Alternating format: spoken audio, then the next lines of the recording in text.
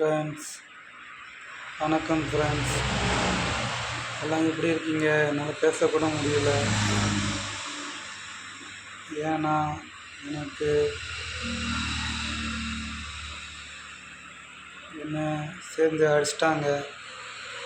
பாருங்கள், அடித்ததில் என் மனைவி, இரண்டாவது மனைவி துணி துவைக்கலைன்னு அடிச்சிட்டாங்க.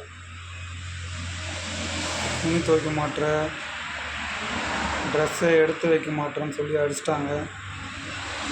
அடித்ததில் பாருங்கள், மண்டை வீங்கி போயிருக்கு. தையல் போடுற நிலைமைக்கு வந்திருக்கு. ஒரே சோகத்தில் இருக்கேன்.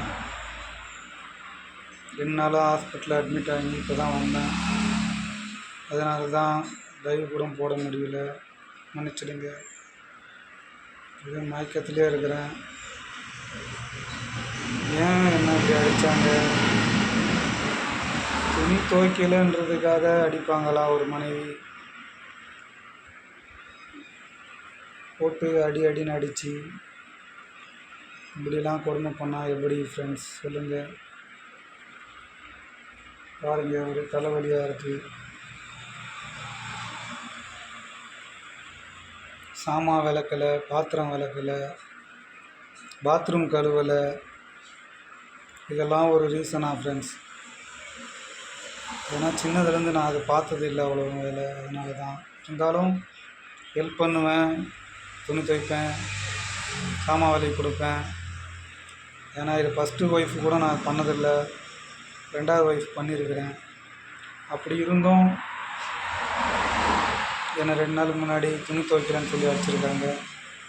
இதை கண்டிப்பாக வர்ணிக்கணும், கண்டிப்பாக. ஏன்னா என்னால் பேசக்கூட முடியல, ஒரு மயக்கமாக இருக்குது. இந்த மாதிரி பண்ணலாமா சொல்லுங்கள்? ஏன் இப்படி பண்ணுறாங்கன்னு தெரியல. துணி துவைக்கலைன்றதுக்காக ஒரு ரீசனுக்காக அடிக்கலாமா? அவங்க மன்னிப்பு கேட்டே ஆகணும் என்கிட்ட. இதுக்கப்புறம் அவங்க கூடலாம் இருக்கிற மாதிரி ஐடியா இல்லை. அவங்கள விட்டுட்டு வர போகிறேன். என் பையன் பொண்ணு பசங்க தான் பார்த்தேன். ஆனால் இந்த அளவுக்கு அடிப்பாங்கன்னு நான் நினச்சி கூட பார்க்கல.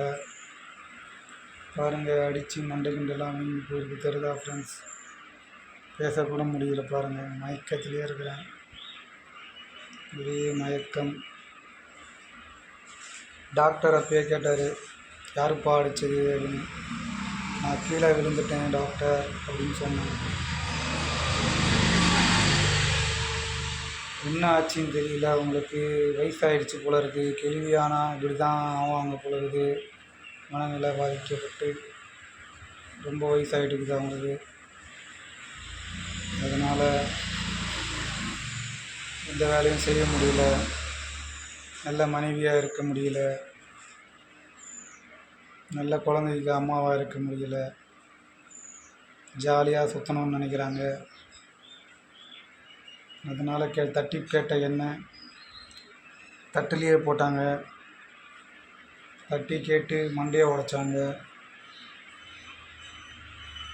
தட்டி கேட்டால் தட்டாமல் 2 தட்டு தட்டிட்டுருக்குறாங்க.